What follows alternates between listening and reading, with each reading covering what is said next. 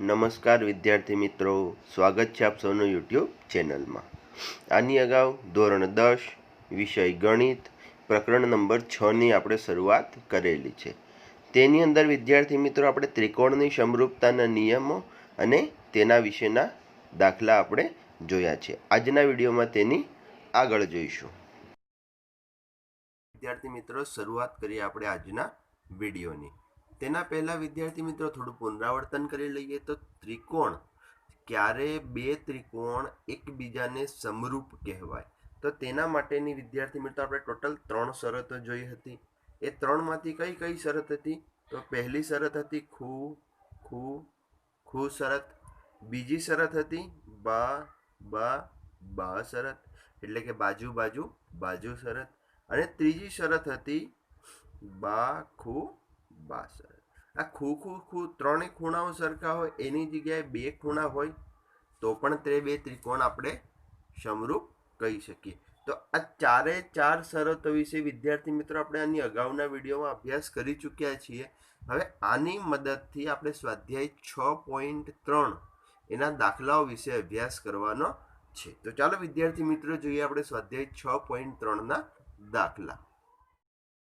મિત્રો, સ્વાધ્યાય 6.3માં જે દાખલા નંબર 1 છે તે દાખલા નંબર 1ની અંદર આપણને ત્રિકોણની જોડો આપેલી છે અને તે જોડ વિશે એવું પૂછ્યું છે કે જે ત્રિકોણની જોડ છે તે સમરૂપ છે કે નહીં તે ચકાસો, અને સમરૂપ હોય તો કઈ શરતથી સમરૂપ છે તે જણાવો અને તેમના વિશેની સંગતતા લખો.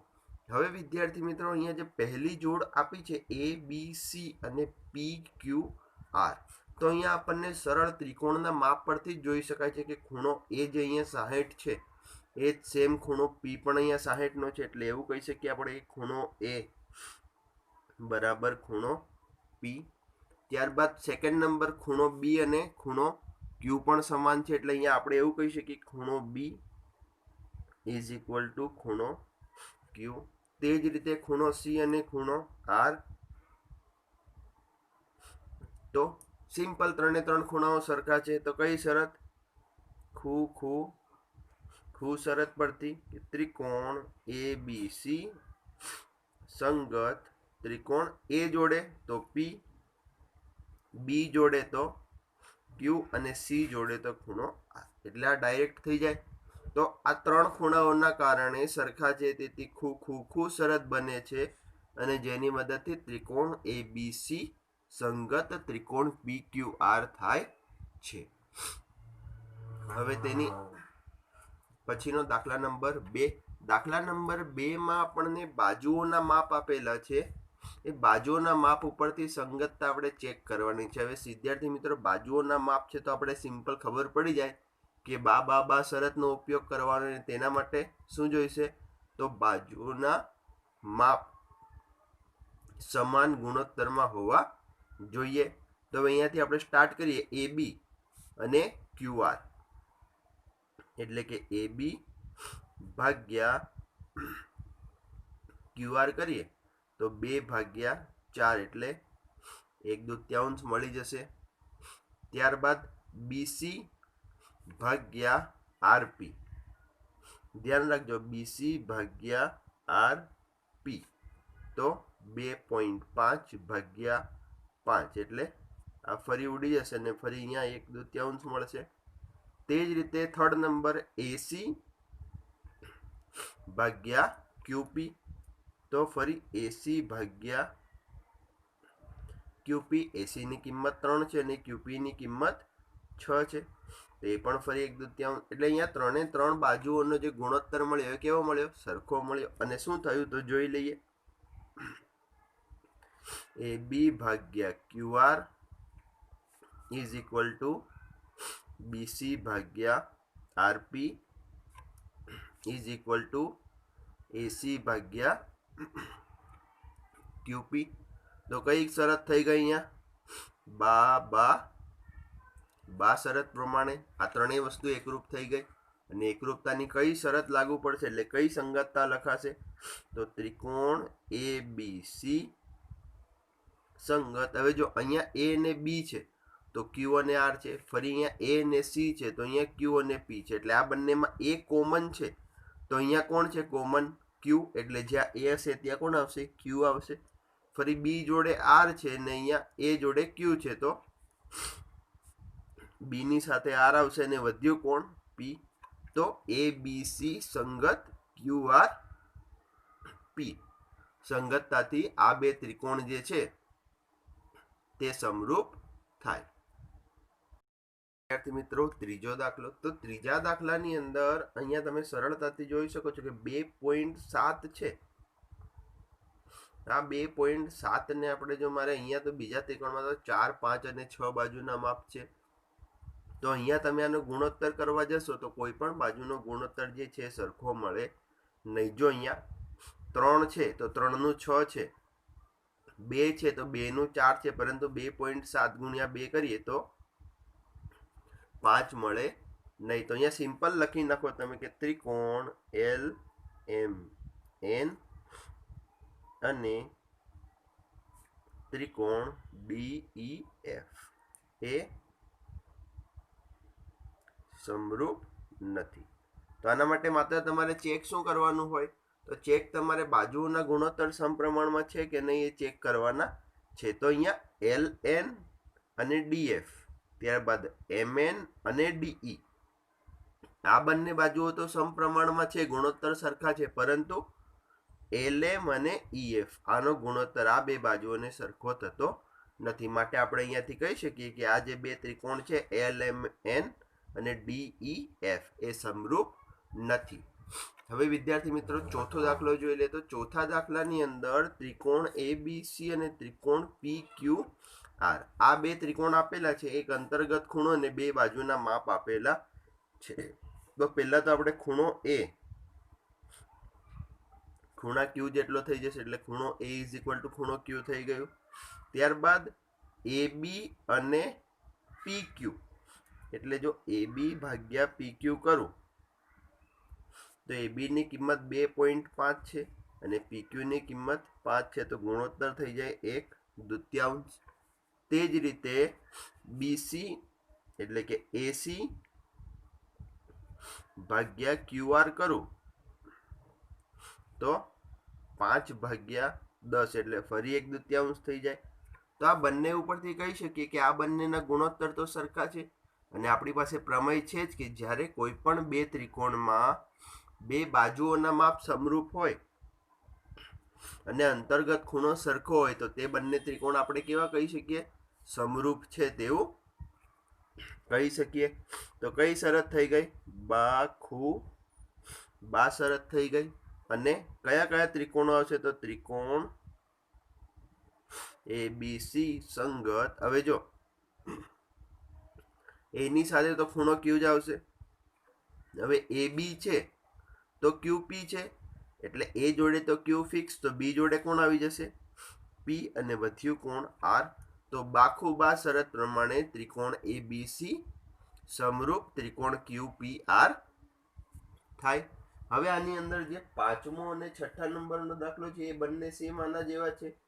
આની અંદર તમારે જે છઠ્ઠા નંબરનો છે તેની અંદર ખૂખું શરત લાગશે અને પાંચમો છે સેમ આના જેવો છે. બા શરતથી તમે ચેક કરી અને તે બે ત્રિકોણ સમરૂપ છે કે નહીં તે સરળતાથી જણાવી શકો છો. વિદ્યાર્થી મિત્રો, આપણે સ્વાધ્યાય 6.3 નો સેકન્ડ નંબરનો દાખલો કે જે પણ ગણતરીનો છે તેની અંદર બે રેખાઓ સમાંતર આપેલી છે અને તે બે સમાંતર રેખાઓની અંદર બે ત્રિકોણ રચાય છે. એક ત્રિકોણ છે OCD અને બીજું ત્રિકોણ છે OAB. ત્યારબાદ બે ખૂણાના માપ આપેલા છે. હવે સંખ્યામાં એવું કીધું છે કે આકૃતિમાં બતાવ્યા પ્રમાણે ત્રિકોણ ODC સમરૂપ ત્રિકોણ OAB. તો ખૂણો BOC, જો અહીંયા હવે લખી નાખીએ આપણે ખૂણો BOC 125 નો આપણને આપેલો છે. ત્યારબાદ ખૂણો CDO 70, એટલે કે CDO આ ખૂણો 70 નો આપેલો છે. ખૂણો તો ખૂણો DOC DOC એટલે આ ખૂણો શોધવાનો છે. ત્યારબાદ ખૂણો DCO એટલે કે આ ખૂણો શોધવાનો છે. ત્યારબાદ ખૂણો OAB એટલે આ ખૂણો, એટલે કુલ 3 ખૂણા આપણે શોધવાના છે. તો સૌ પ્રથમ વિદ્યાર્થી મિત્રો આપણને ખબર છે કે જ્યારે બે પાસેના ખૂણાઓ એક જ રેખાખંડ કાં તો એક જ રેખા પર બનતા હોય તો તે રૈખિક જોડ કહેવાય. તે આપણે ધોરણ 9 ની અંદર અભ્યાસ કરેલો છે. અને રૈખિક જોડના ખૂણાના માપ હોય તો તે બંનેનો સરવાળો કેટલો થશે? 180 અંશ થાય. તો સૌ પ્રથમ ખૂણો જે આપણે મેળવવાનો છે DOC અને બીજો ખૂણો BOC એ કઈ જોડ થશે? તો આપણને ખ્યાલ છે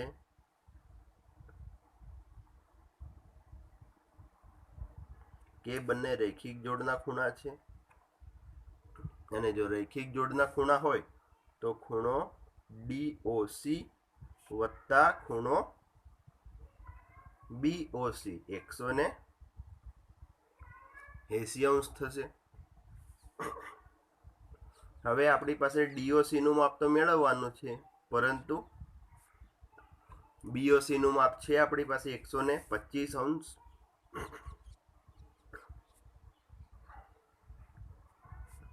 ,125 સામે જતા રહેશે.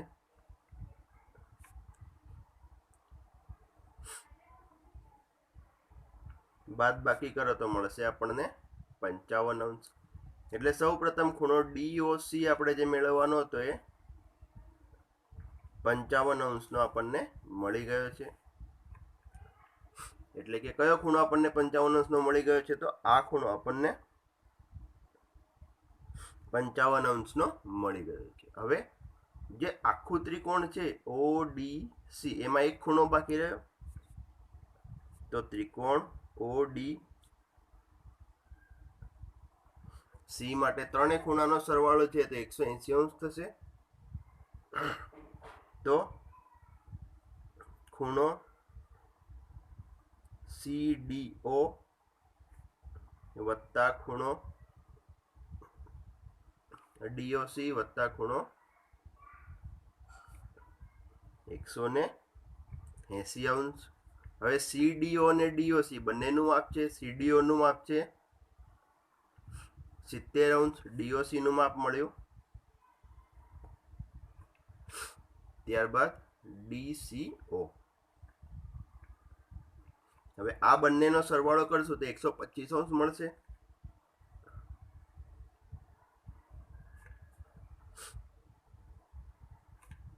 હવે 125 સામે જશે તો બાદ બાકી થઈ જશે. એટલે શું થશે? તો ખૂણો DCO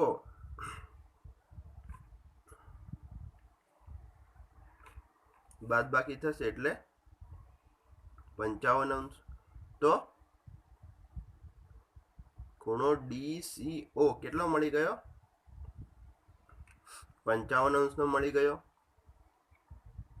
એટલે જે બે ખૂણા જોઈતા હતા આ બંને ખૂણા આપણને 55 ના મળી ગયા છે. હવે ખૂણો મેળવવાનો છે OAB. એ ક્યાં છે? તો OAB આ ખૂણો મેળવવાનો છે. હવે વિદ્યાર્થી મિત્રો આપણે કશું નથી કરવાનું. સંગતતા આપણી જે મળેલી છે એ જોઈ લઈએ. તો આ સંગતતા આપણને આપેલી છે કે ODC સંગત OBA. હવે જે ખૂણો મેળવવાનો છે એના સેન્ટરમાં A એટલે એ ખૂણાનો અહીંયાનું માપ આપણે મેળવવાનું છે. અને એ કોના જેવો છે? તો C જેવો. એટલે DCO. તો ત્રિકોણ ODC સંગત ત્રિકોણ OBA પરથી આપણે એવું કહી શકીએ કે ખૂણો OAB ઇઝ ઇક્વલ ટુ ખૂણો DCO.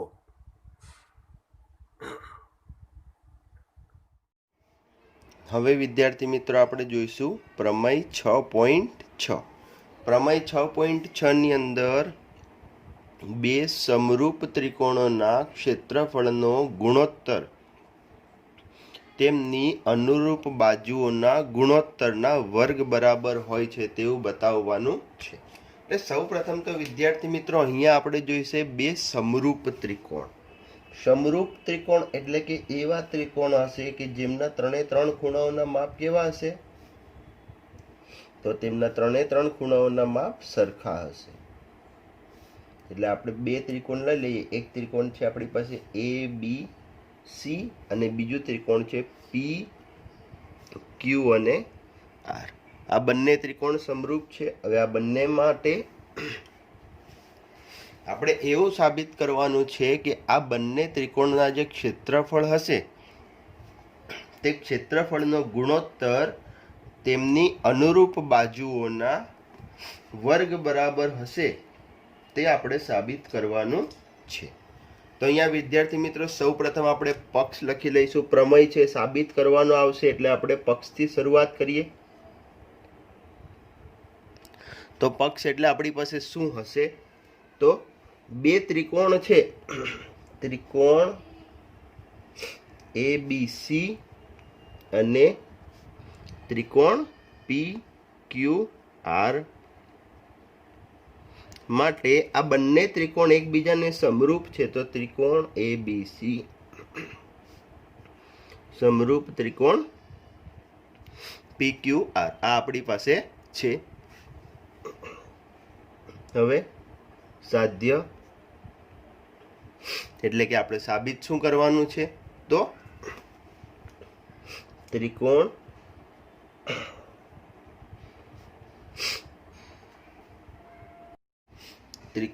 એબીસી નું ક્ષેત્રફળ ભાગ્યા ત્રિકોણ પી ક્યુ આર નું ક્ષેત્રફળ ઇઝ ઇક્વલ ટુ અનુરૂપ બાજુઓ એટલે કે એ બી અને પી ક્યુ ભાગ્યા જો અનુરૂપ બાજુઓના ગુણોત્તરના વર્ગ. ગુણોત્તર એટલે એ બી ભાગ્યા પી ક્યુ નો વર્ગ. તે જ રીતે બીજો ગુણોત્તર બીસી અને ક્યુઆર માટે બીસી ભાગ્યા અને ત્રીજો એસી અને પીઆર.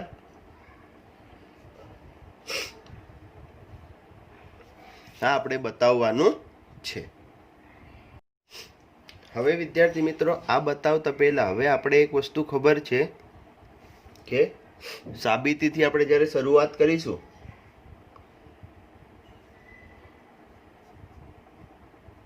આપણને સૌ પ્રથમ તો આપેલું શું છે? ત્રિકોણ એ બી સી અને ત્રિકોણ પી ક્યુ આર માટે ત્રિકોણ એબીસી સંગત આ વસ્તુ તો છે જ આપણી પાસે ઓલરેડી. હવે અહીંયા વિદ્યાર્થી મિત્રો ત્રિકોણના ક્ષેત્રફળની વાત છે. તો આપણે બંને ત્રિકોણ માટે જો ક્ષેત્રફળ શોધવા હશે તો આપણને ખબર છે કે ત્રિકોણનું ક્ષેત્રફળ એટલે સૂત્ર શું આવશે? તો 1/2 પાયો ગુણ્યા વેધ. પાયો તો છે, વેધ બનાવી દઈએ. અહીંયા આપણે નામ આપી દઈએ એ એમ ને અહીંયા નામ આપી દઈએ પી એન. તો હવે એ જ વસ્તુ લખવાની છે કે એ એમ લંબ બીસી અને ક્યુઆર રચો. આ વસ્તુ રચ્યા બાદ હવે બંને ત્રિકોણનું ક્ષેત્રફળ લખી નાખીએ. તો ત્રિકોણ એ બી સી નું ક્ષેત્રફળ 1/2 પાયો ગુણ્યા વેધ. તો પાયો બીસી ગુણ્યા તેના પરનો વેધ એ એમ અને સમીકરણ નંબર 1 આપી દઈએ. તે જ રીતે ત્રિકોણ પી ક્યુ આર માટે પણ 1/2 પાયો ગુણ્યા વેધ, તો 1/2 પાયો આપણો છે QR અને વેધ PN. આ સમીકરણ નંબર 2 થઈ ગયું. હવે 1 અને 2 નો ગુણોત્તર લઈ લઈએ. તો ગુણોત્તર માટે જ કરવાનું છે, એટલે કે 1 અને 2 નો ગુણોત્તર.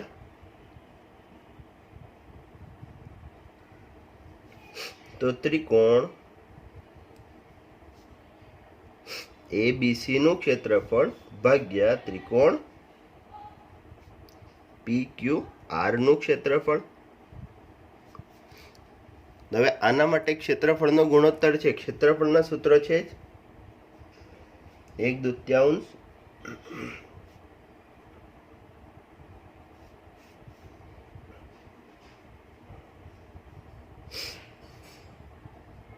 હવે અહીંયાથી 1/2 છોડી જશે તો વધશે શું? BC ગુણ્યા AM ભાગ્યા QR ગુણ્યા PN. આ થઈ ગયું સમીકરણ નંબર 3. હવે વિદ્યાર્થી મિત્રો, આ સમીકરણ મળી ગયા બાદ આપણા પ્રમેયનો બીજો ભાગની શરૂઆત થશે. આ બીજો ભાગ એટલે કે આના માટે આપણે આ સમીકરણ માટે કોઈક પ્રક્રિયા કરી અને અહીંયા સ્ક્વેર લાવવાનો છે. તો હવે બે ત્રિકોણ અહીંયા બીજા નાના નાના આપણે લઈ લઈએ. એક ત્રિકોણ ABM અને બીજું ત્રિકોણ PQN. તો ત્રિકોણ ABM અને ત્રિકોણ PQN માટે અહીંયા સિમ્પલ છે. જો આ બંને મોટા ત્રિકોણ એકરૂપ હોય તો આ B અને Q ખૂણો તો સરખા હશે, એટલે ખૂણો B બરાબર ખૂણો Q થાય. ત્યારબાદ M અને N પણ સરખા હશે, કારણ બંને લંબ, તો બંને કાટખૂણા હશે એટલે તે પણ સરખા થતા હશે. તો આના ઉપરથી એવું કહી શકીએ આપણે કે ખુખુ શરત પ્રમાણે ત્રિકોણ ABM સંગત ત્રિકોણ PQN થતા હશે. તો આના ઉપરથી આની બાજુઓનો ગુણોત્તર પણ સરખો થાય. હવે આપણે બે બાજુઓ લેવાની છે, AB PQ, એટલે કે AB ભાગ્યા PQ નો ગુણોત્તર ને બીજો AM અને PN નો ગુણોત્તર.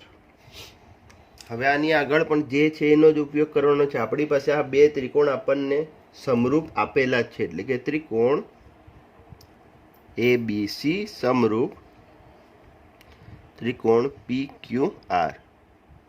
તેથી આની પણ બાજુઓનો ગુણોત્તર સરખો થતો હશે.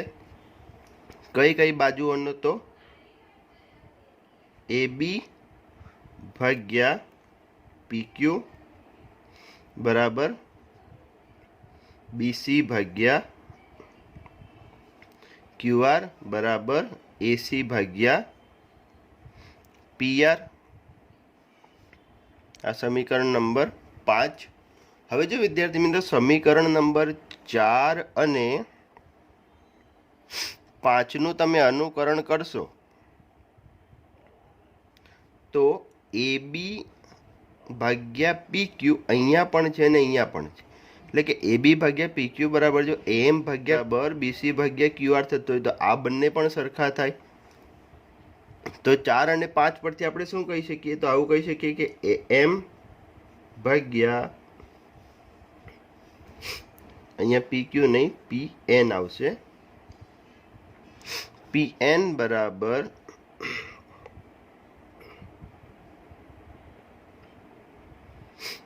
AM ભાગ્યા PN બરાબર શું થશે? તો BC ભાગ્યા QR. આવું થઈ શકે.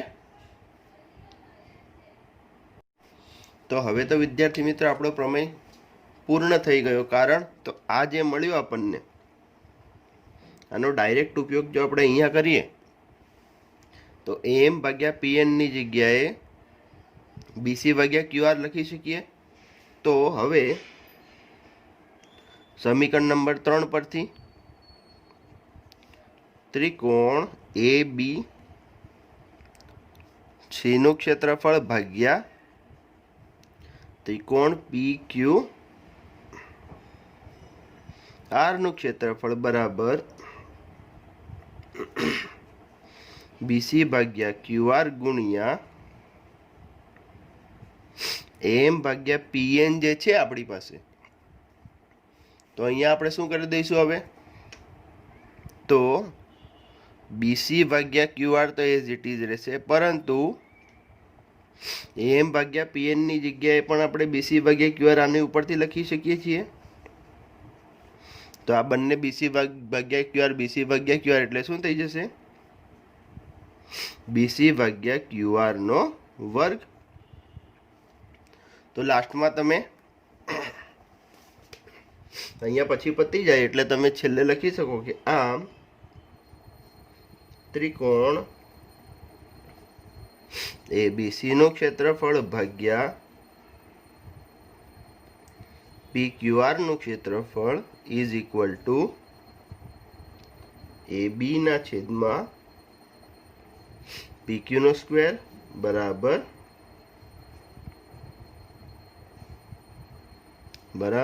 AC ભાગ્યા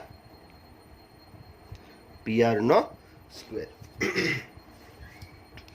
આ પ્રમેય વિદ્યાર્થી મિત્રો મોસ્ટ IMP છે. આ પ્રમેય પણ તમારે બોર્ડની પરીક્ષામાં પૂછાઈ શકે છે, એટલે આ પણ તમારે ફરજિયાતપણે તૈયાર કરવાનો છે.